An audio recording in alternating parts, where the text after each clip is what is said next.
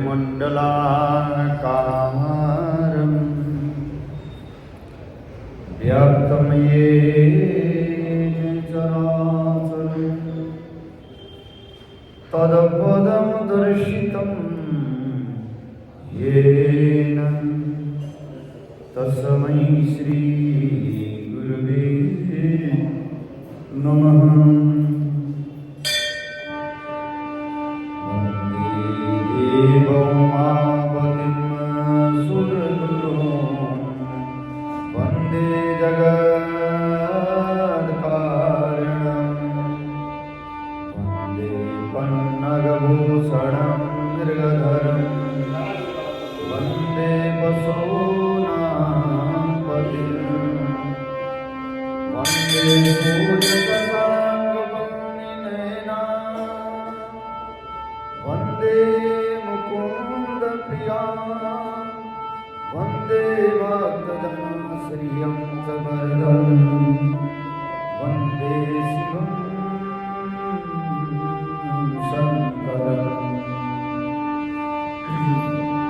दया धर्म का मूल है, पामूल अभिमान। तुलसी दया न छोड़िए, जब लग कटने प्राण। काम क्रोध मद लोभ की, जब लग घटने खान। तुलसी ज्ञानी मूर्खा, तीनों एक समान। नाए धोए क्या हुआ जो, मन में मैल समान।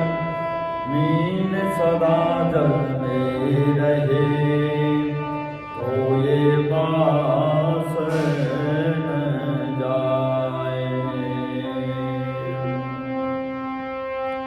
राधा राधा रट कही, मिट जाए सब व्याधा।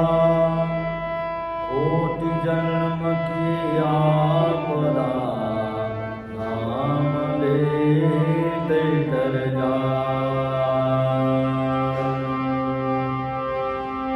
बोले श्री वृंदावन बिहारी लाल की जय।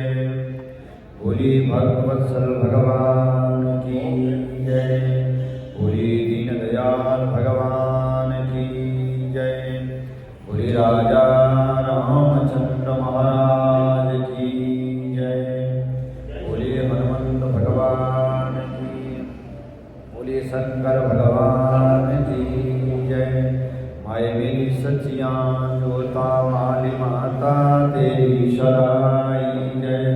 सुंदर सुंदर गुफा वाली दाती तेरी शराई जय। बोल साचे दरबार की जय। बोल शंकर भगवान की जय। हम लोग श्रवण कर रहे हैं शिव महापुराण के पावन प्रसंग। ब्रह्मा जी कहते हैं,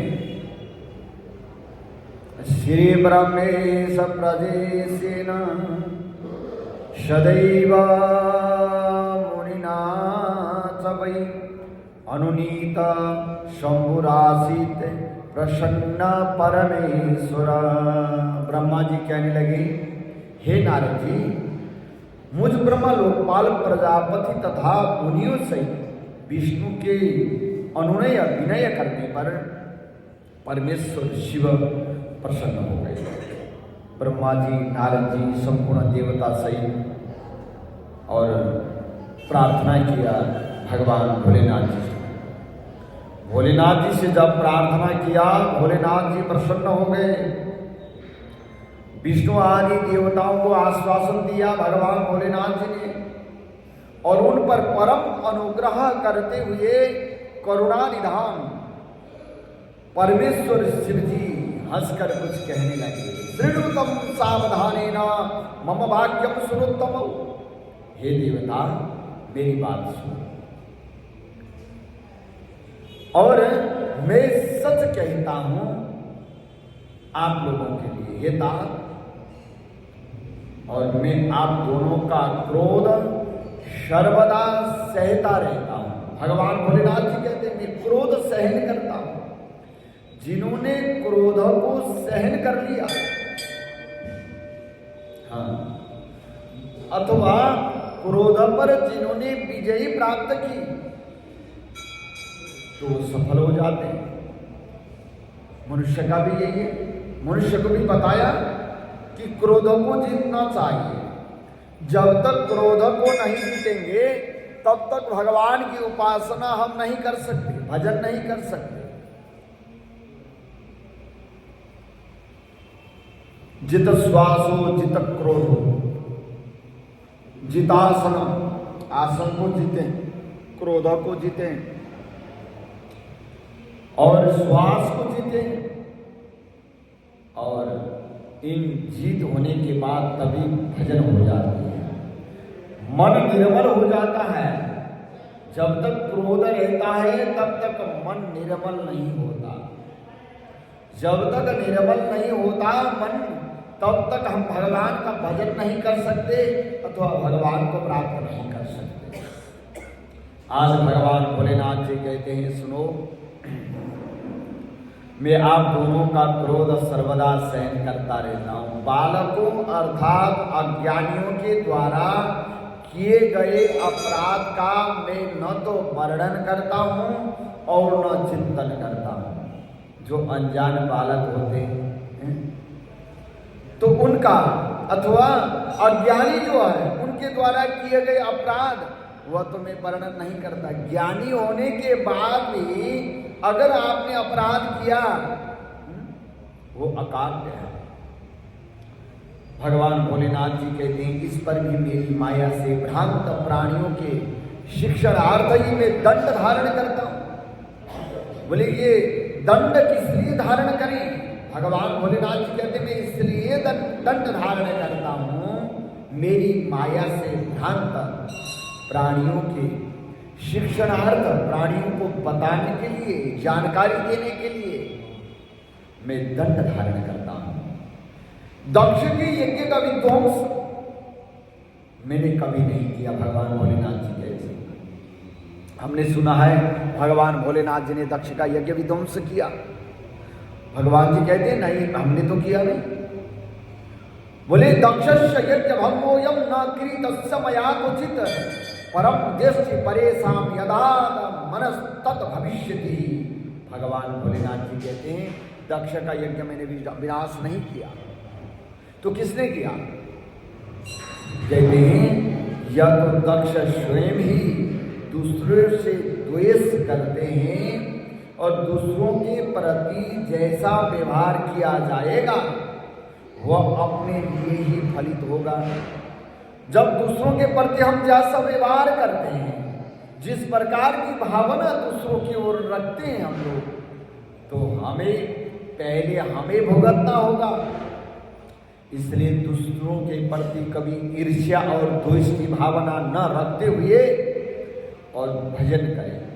कभी कदा ऐसी मन में भावनाएं आ जाती है कि नहीं हम रोज मंदिर जाते, हम तिलक भी लगाते, हम पूजन भी करते, नहीं हमारा तो रोज का नियम है। इतना कहने पर भी हमें अंदर से अहम भाव नहीं होना चाहिए।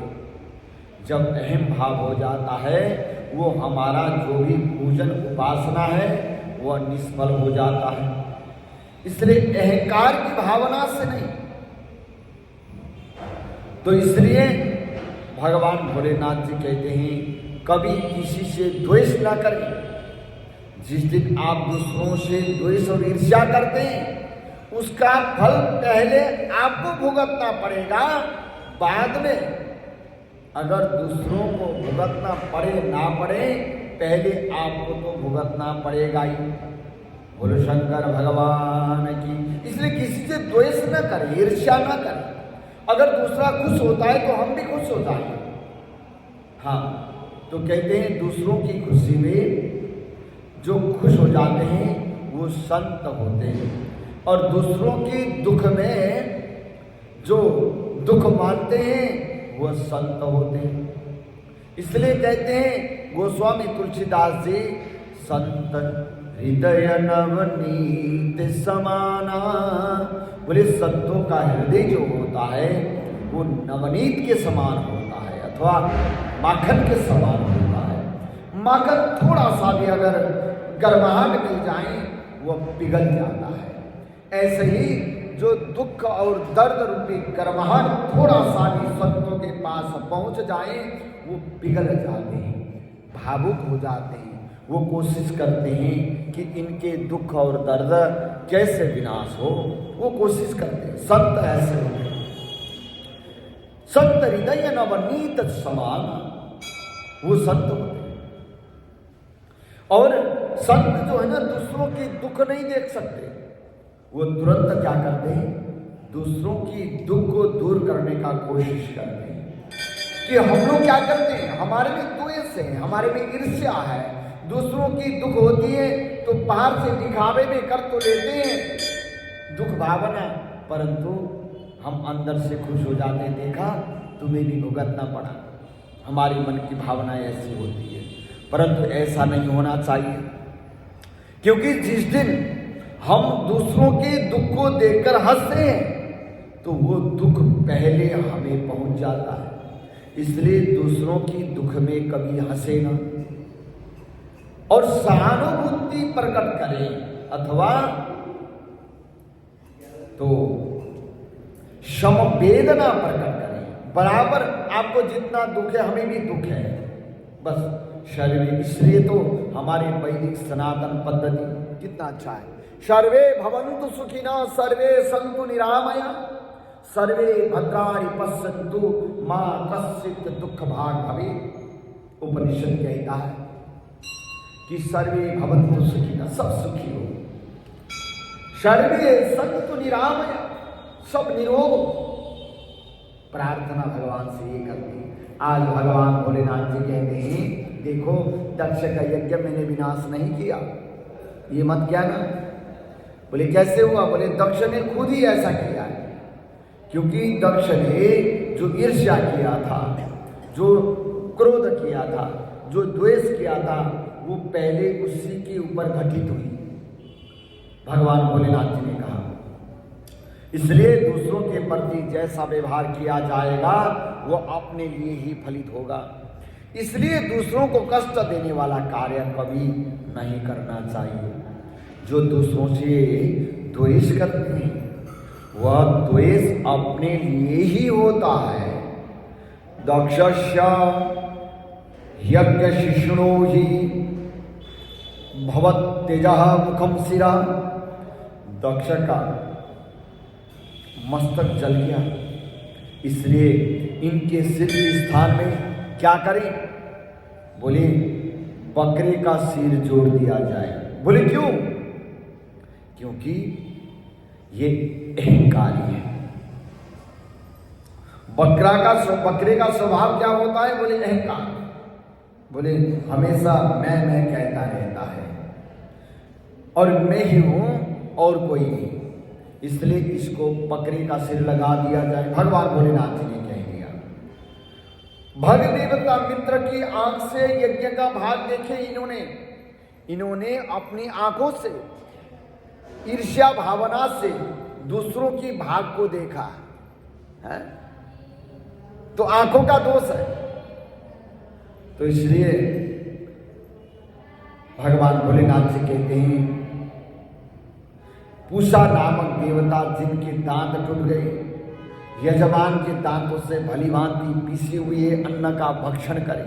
बस हाँ, यह मैंने सच्ची बात बताई। मेरा विरोध करने वाली भृगु की दाढ़ी के स्थान में बकरे की दाढ़ी लगा दी जाए और शेष सभी देवताओं के जिन्होंने मुझे यज्ञ का उच्छिष्ट भाग दिया। उच्छिष्ट भाग होता है फेंका हुआ, हम लोग कहते हैं ना पड़ा हुआ, वो उच्छिष्ट माना जाता है। हमने एक बार कहा था कि पड़ा हुआ नहीं कहना चाहिए, पड़ा हुआ उसको बोलते हैं जो उच्छिष्ट होता है। उच्छिष्ट जो भोजन होता है, भोजन का अधिकारी केवल श्वानों को है, कुत्तों को, जो खाना खाने के बाद जो बच जाता है, जो लास्ट में जो खाना निकाले जाते हैं वो कुत्तों के लिए निकाले जाते हैं। घर में जब हम खाना बनाते हैं सबसे पहली रोटी किसकी निकलती है? दूसरी कुत्तों की मत निकालना। कुत्तों की सबसे लास्ट में निकलती है। खाना खाने के बाद जो जूठा होता है, हाँ, श्वानों को वो उच्छिष्ट भोजन होता है, उनको मतलब उच्छिष्ट होता है, जो बचा हुआ अथवा जो पड़ा हुआ है वो कुत्तों का होता है। बोले आज भगवान भोलेनाथ जी कहते हैं देवताओं ने मुझे उच्छिष्ट भाग दिया और सारे अंग पहले की भांति ठीक हो जाएं, और याज्ञिकों में से जिनकी भुजाएं टूट गई है, जो याज्ञिक है उनकी जो हाथ टूट गई है, वह अश्विनी कुमारों की भुजाओं से, और जिनके हाथ नष्ट हो गए हैं पूषा के हाथों से अपना काम चलाएं। यह मैंने आप लोगों के प्रेम बस आशीर्वाद दिया, भगवान भोलेनाथ जी ने कह दिया। और ब्रह्मा जी तुरंत कहने लगे, नारद जी, भगवान भोलेनाथ जी ने ऐसा कह करके वेद का अनुसरण करने वाले सूर सम्राट चराचर पति दयालु परमेश्वर महादेव जी मौन हो गए। भगवान शंकर जी का यह वचन सुनकर श्री विष्णु भगवान जी और ब्रह्मा जी सहित समस्त देवता प्रसन्न हो गए, खुश हो गए। वह तत्काल साधुवाद देने लगे, साधुवाद साधुवाद। उसके बाद भगवान शंभु को आमंत्रित करके ब्रह्मा और देवर्षियों के साथ भगवान नारायण जी अत्यंत खुश हो गए, पुनः दक्ष की यज्ञशाला में वापस चले गए। इस प्रकार उनकी प्रार्थना से भगवान शंभु विष्णु आदि देवताओं के साथ कनखल में स्थित दक्ष प्रजापति अथवा दक्ष की यज्ञशाला में पहुंच गए। हाँ, उस समय रुद्रदेव ने वहां यज्ञ का और विशेषतः देवताओं तथा ऋषियों का विध्वंस और वीरभद्र के द्वारा किया गया था, जो उसे वहां उन्होंने देखा तो बड़ा अचंभा लगा। यज्ञ की जो यज्ञशाला बनी हुई थी बड़ा ही सुंदर बना हुआ था। कनखल गए, कनखल में दक्ष प्रजापति का यज्ञशाला, जो आज कनखल में जो दक्ष मंदिर बना हुआ है उसके थोड़ा सा पीछे साइड में एक बहुत बड़ा कुंड है, सती कुंड बोलते हैं जिसको, बहुत बड़ा कुंड है, वहाँ यज्ञशाला था। सारे देवता वहाँ पहुँच गए और पहुँचने के बाद कहते हैं देखा तो बड़ा अच्छा लग रहा है, बहुत सुंदर सजा रखे हैं, और स्वाहा स्वधा पूषा तुष्टि धृति सरस्वती अन्य समस्त ऋषि पितर अग्नि तथा अन्य अन्य बहुत से यक्ष गंधर्व राक्षस वह ऐसे पड़े थे।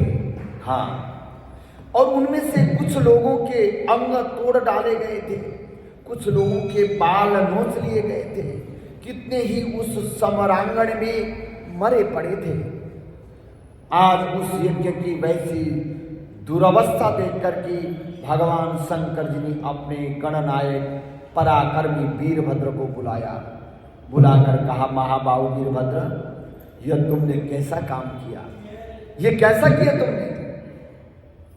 भगवान भोलेनाथ जी कहते हैं, वीरभद्र तुमने ये क्या कर दिया? यज्ञम तथा विदम दृष्ट्वा समाहुय गणाधिपम वीरभद्रम महावीर्य मुवाच प्रसन्न प्रभु। हे महाबाहु वीरभद्र, यह तुमने क्या कर दिया? थोड़ी ही देर में देवता तथा ऋषि आदि को बड़ा भारी दंड दे दिया तुमने, थोड़ी सी समय में इतना दंड दिया तुमने।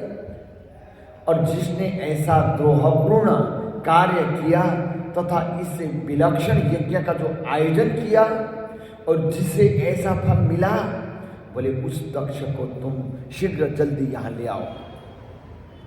तुमने कर क्या दिया ये? ले आओ दक्ष को यहां पर। भगवान शंकर जी के ऐसे कहने पर तुरंत वीरभद्र ने शीघ्रता पूर्वक दक्ष का धड़ ला करके भगवान भोलेनाथ जी के आगे रख दिया। वीरभद्र ने बोले, उसे सिर रहित देखा भगवान भोलेनाथ जी ने, धड़ है सिर नहीं है, क्योंकि जो अहंकार वाला सिर था वो तो वीरभद्र ने काट के यज्ञ कुंड में कर दिया। विशिरस्कम चतम दृष्ट्वा शंकरो लोक शंकर वीरभद्र मुवाचाग्रे विहसन मुनि सत्तमा। भगवान शंकर जी ने आगे खड़े हुए वीरभद्र से हंसते हुए कहा, हंसते हुए पूछा, दक्ष का सिर कहाँ है? तुम तो धड़ धड़ ले आए हो, हाँ सिर कहाँ है?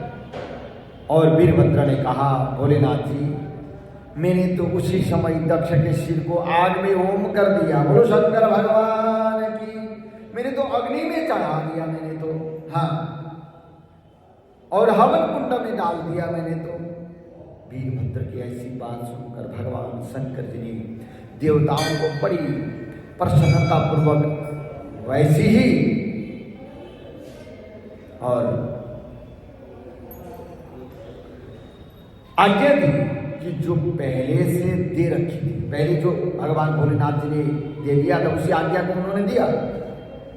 भगवान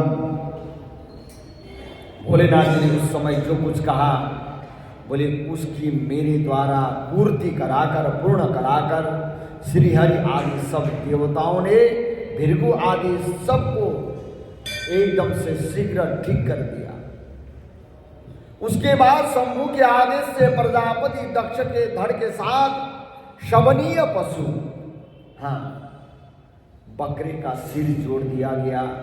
उस सिर के जोड़े जाते ही शंभु की कृपा दृष्टि पड़ने से प्रजापति दक्ष प्राण प्राप्त करके उसी क्षण सोकर जगे हुए पुरुष की भांति उठकर खड़े हो गए। बोलो शंकर भगवान की। और महाराज दक्ष उठ गए, बकरे का सिर लेकर के उठ गए हैं। देखा, विचार किया, नाक कान पकड़ने लगे तो नाक कान तो बकरे की तरह है। उसके बाद शंभु के आदेश से प्रजापति दक्ष के धड़ के साथ सबनीय पशु का सिर जोड़ दिया गया। उठते ही दक्ष ने प्रसन्न चित्त होकर प्रेम पूर्वक अपने सामने करुणानिधि भगवान शंकर जी को देखा। पहले महादेव जी से द्वेष करने के कारण उनका अंतकरण मलिन हो गया था, परंतु उस समय भगवान भोलेनाथ जी के दर्शन से वह तत्काल शरद ऋतु के चंद्रमा की भांति निर्मल हो गए। हाँ, निर्मल मन जन सो वही पावे। जिनका मन निर्मल होता है वही भगवान को पाते हैं। हाँ, मन निर्मल ना हो तो हम जितना मर्जी यज्ञ पूजन करें फिर भी भगवान को नहीं पाते, अथवा भगवान प्रसन्न नहीं होते और यज्ञ से नहीं होते, भाव से होते। और निर्मल मन से जिन्होंने भजन किया तो भगवान प्रसन्न हो जाते हैं। हाँ। तो कहते हैं उठते ही दक्ष ने प्रसन्न चित्त होकर करुणानिधि भगवान शंकर जी को सामने उन्होंने देखा।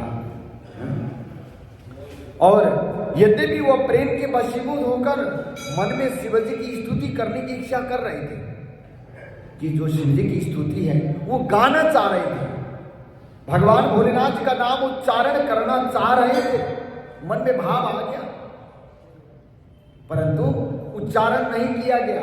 ध्यान से सुनिए, बकरे का सिर है।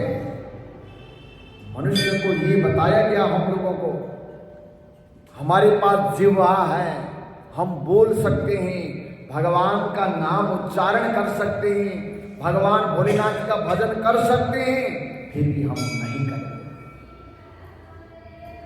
अब वह महसूस हुआ दक्ष का पहले जो सिर था तो वो तो भजन कर सकता था, परंतु अब मन में निर्मलता तो आ गई, परंतु भजन नहीं कर सकते। नाक कान पकड़ने लगे, मेरा ये क्या हुआ, कैसा हुआ है? तो स्तुति करने की इच्छा आई, मंत्र उच्चारण करने की इच्छा हुई, और परंतु उन्हें उसी समय सती के ब्रह्मा जी बोले शरीर त्याग का स्मरण हो गया उनका, इसलिए वो उत्कंठा से व्याकुल होने के कारण स्तुति नहीं कर सके। उसके बाद लज्जित होकर दक्ष प्रजापति प्रसन्न चित्त होकर के विनम्रता पूर्वक लोक का कल्याण करने वाले पुनः भगवान शंकर जी का स्तुति करने लगे। दक्ष बोले वरदानी श्रेष्ठ नमामि देवं वरदं वरेण्यं महेश्वरं ज्ञाननिधिं सनातनं नमामि देवाधिपतीश्वरं हरं सदा सुखाढ्यं जगदेकबान्धवं नमामि विश्वेश्वर विश्वरूपं पुरातनं ब्रह्मनिजातरूपं नमामि सर्वं भवभावभावं परात्परं शङ्करमानन्तोऽस्मि।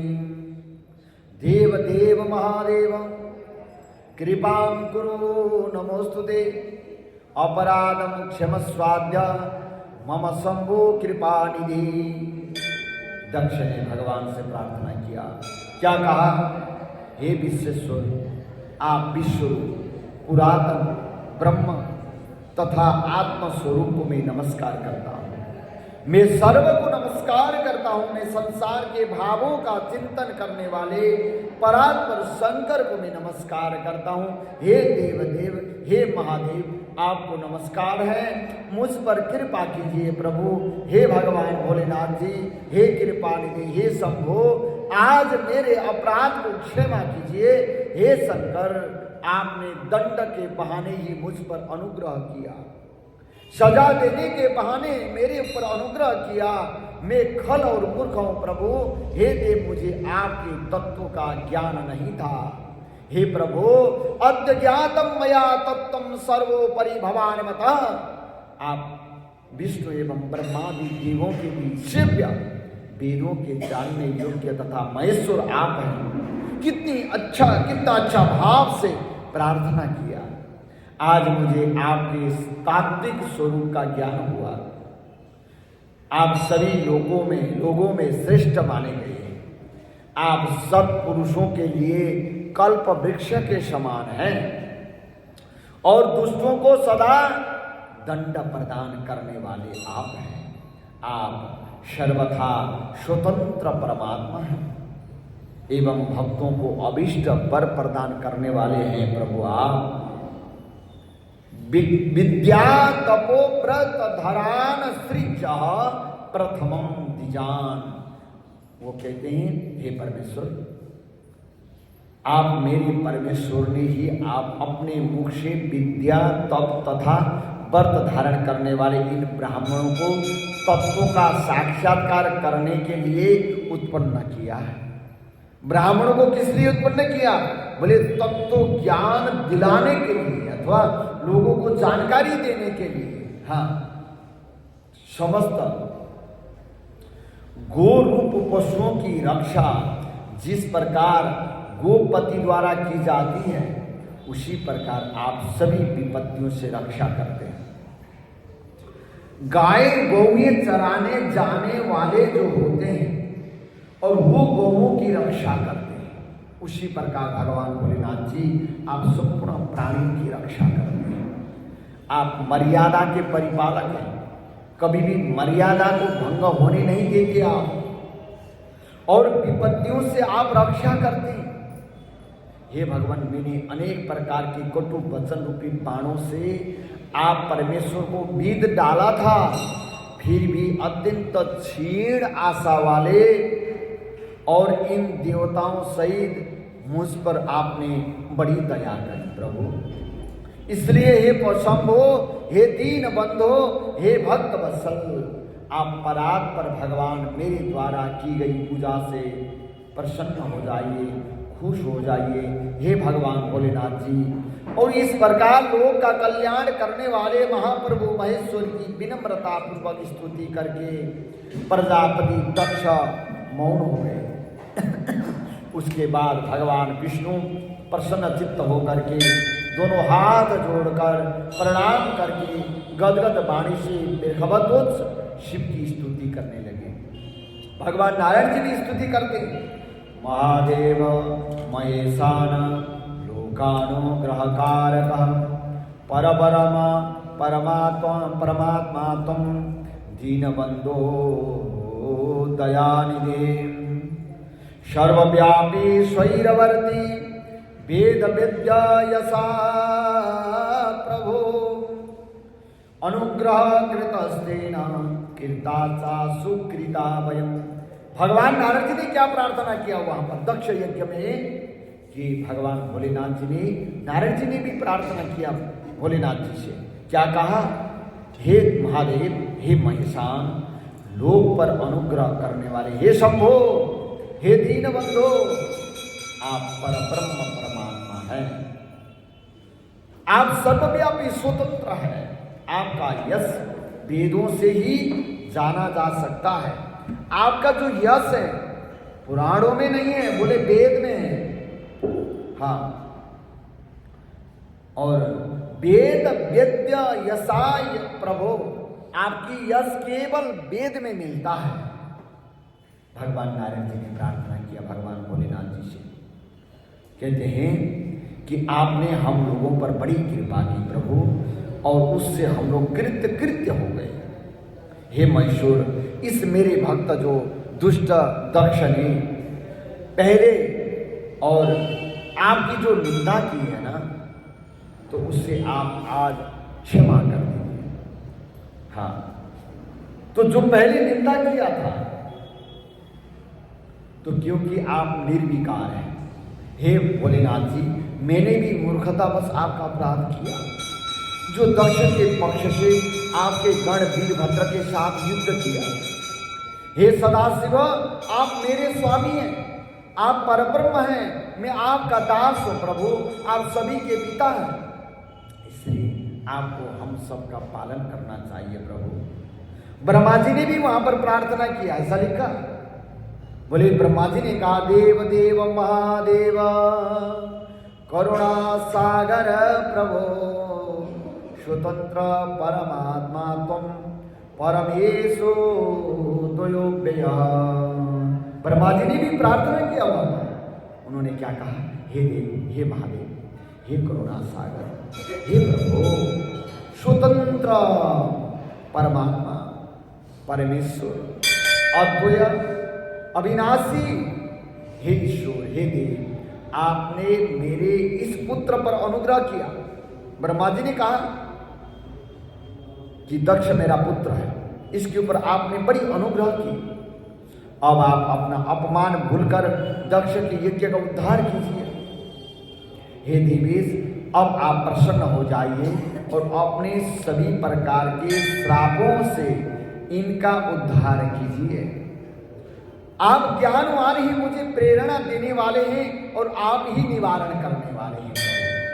हे महामुनि, इस प्रकार परमात्मा महेश्वर की स्तुति करके दोनों हाथ जोड़ करके ब्रह्मा जी ने अपने मस्तक को झुकाकर उन्हें प्रणाम किया। उसके बाद इंद्र आदि देवतागण एवं लोकपाल सावधान होकर प्रसन्न मुख कमल वाले भगवान शंकर जी की स्तुति करने लगे। उसके बाद अन्य सभी देवता, सिद्ध, ऋषि एवं प्रजापतिगण भी प्रसन्नता के साथ शिव जी की स्तुति करने लगे। उसके बाद उपदेवता, नाग, सदस्य तथा ब्राह्मण लोग भी सद्भक्ति से प्रणाम करके अलग अलग स्तुति करने लगे। और दक्ष का यज्ञ विध्वंस क्यों हुआ, किस लिए हुआ? बोले इतना बड़ा यज्ञ किया, मंत्र उच्चारण हो रही है, स्वाहा स्वधा हो रही है, फिर भी यज्ञ विध्वंस हुआ। और फल क्या मिला? बोले फल ये मिला, और यज्ञ में जितने भी ऋत्विज आदि आए थे उनके साथ युद्ध हुआ, भयानक हुआ। क्यों? कारण ये था कि हम लोग यज्ञ थोड़ा सा यजन भी करते हैं, उस यजन में पहले अपना नाम लिखवाते हैं और नाम लिखवाने का कोशिश करते हैं, नाम बुलवाते हैं कि हमने किया। तो हम नहीं कर सकते कुछ भी। ये हमारा अहम है।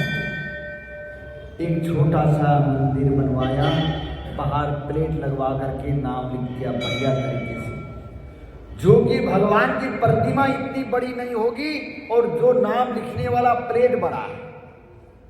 बोले क्यों? क्योंकि हमारे को अहम भाव है। जो जहां अहम भाव से जो यज्ञ होता है तो वो यज्ञ सफल नहीं है।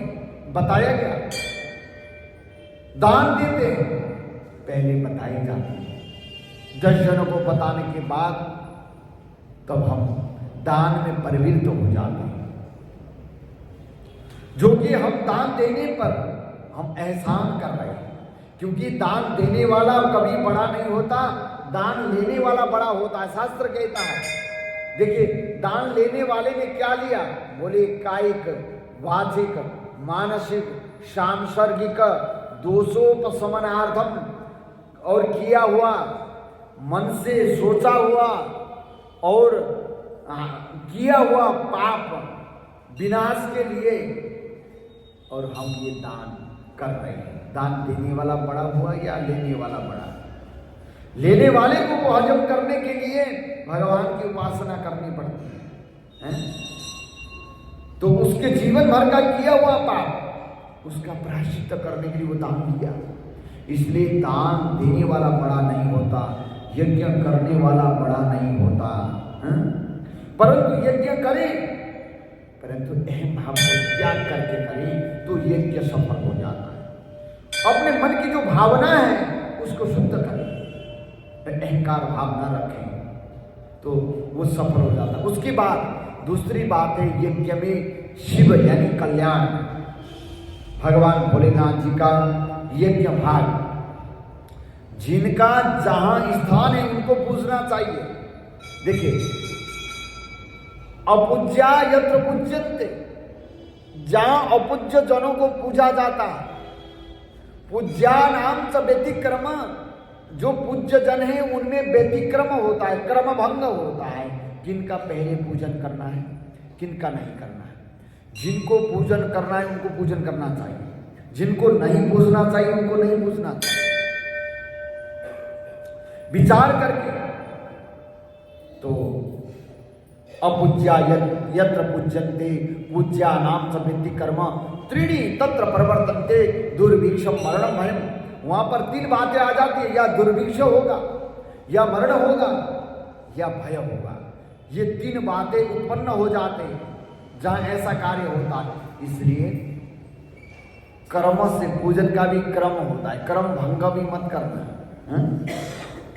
और हम माता पिताजी के जगह में, माता पिताजी का जगह माता पिताजी का है, तो हम लोग क्या करते हैं कि आजकल जो है ना ससुराल वाले को भी हम माता पिताजी कहते हैं। ससुराल की तो सास ससुर होते हैं, माता पिताजी कैसे हो गए? हाँ, उनके समान दर्जा देनी अलग बात है, परंतु अपना अपना स्थान है। सास ससुर जी अलग हैं, माता पिताजी अलग हैं। हमने क्या करना शुरू कर दिया? माता पिताजी को छोड़ दिया, सास ससुर जी को ही माता पिताजी कहने लगे।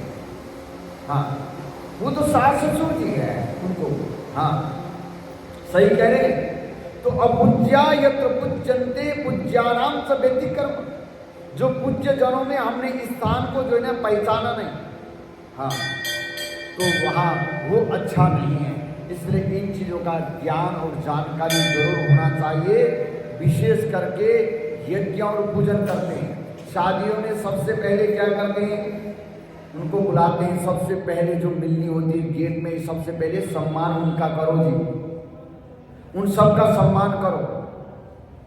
शादी से पहले जो गेट में मिलन होता है अथवा बाद में जो है ना समधी बोलते हैं ना, समधी किसका मिलन, उनका पूजन। अच्छा, उनका पूजन में थोड़ा सा जो है ना आपका मासड़ जी रह गए तो मासड़ जी घर को खराब कर देंगे, ये भी ध्यान रखना। और फुफड़ जो है ना वो तो और डेंजर होते हैं, ध्यान रखना। क्यों? क्योंकि उनका पूजन पहले अगर उनको हम भूल गए तो ये कि हमारा विध्वंस होने का डर रहता है। यही बात आती है कि त्रीणि तत्र प्रवर्तन्ते दुर्भिक्षम मरणम भयम। इसलिए शास्त्रकारों ने बहुत अच्छी तरह जो है ना ज्ञान करके, जान करके, उन्होंने समझ करके शास्त्र लिखे हैं। बोले पहले उनका सम्मान, जिनको जो स्थान है तो उन स्थान के बराबरी करना होता है। एक फुफड़ को एक सोने की तकमा दे दिया, क्या बोलते हैं, सोने का सिक्का दे दिया, अंगूठी दे दिया, दूसरे फुफड़ को मत दो, एक दिन क्या होता है आप देखना। बोले बराबरी करो, अथवा जितना सम्मान करना है उनको सम्मान करो, और बड़े वाले को पहले बुलाओ, छोटे वाले को बाद में बुलाओ। नहीं, एक ही बात तो है, ये फुफड़ के इनको पहले बुलाते हैं, ये छोटे हैं, वो नहीं चलेगा। त्रिणी तंत्र परिवर्तन दे दुर्भिक्षम मरणम भयम, जिनका जो स्थान है वो स्थान में जिनका पूजन करना है उनका पूजन करना है, जिनका पूजन नहीं करना है और उनको उनका पूजन नहीं करना। इसी प्रकार यज्ञ का भी यही नियम है। बोले यज्ञ में भी भगवान भोलेनाथ जी का जिसने विस्मरण किया था, तो इसलिए दक्ष का यज्ञ विध्वंस हुआ। तो इसलिए अहम भाव को त्याग करके यज्ञ और यजन पूजन करना चाहिए। इन्हीं कथा प्रसंगों के साथ आज की कथा प्रसंग यही विश्राम करेंगे। कल पुनः आगे का पावन प्रसंग हम लोग श्रवण करेंगे। बोलो शंकर भगवान की, नमः पार्वती पते, हर हर हर महादेव। ओम नमः शिवाय।